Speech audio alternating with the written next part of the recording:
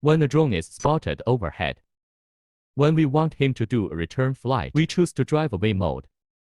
Interfere with the aircraft.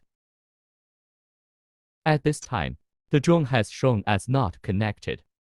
The aircraft performs the return operation according to different working modes of the aircraft. It can be divided into waiting in place or returning to the takeoff point. Now it can be seen that the plane has returned to the departure point. When the plane flies back to the home point, the plane will descend on the spot. Disconnect now and the plane will reconnect. The plane is returning home and descending gradually.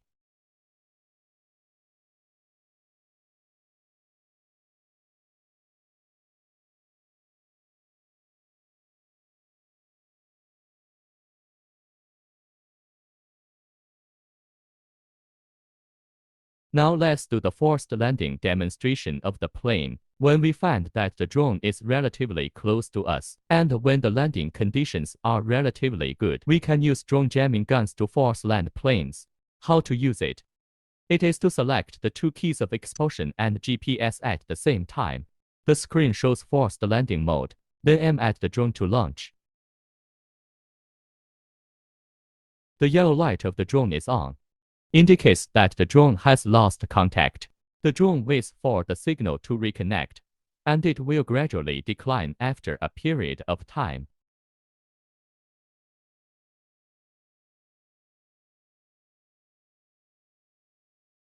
We only turn on the GPS now to interfere with the GPS signal of the drone.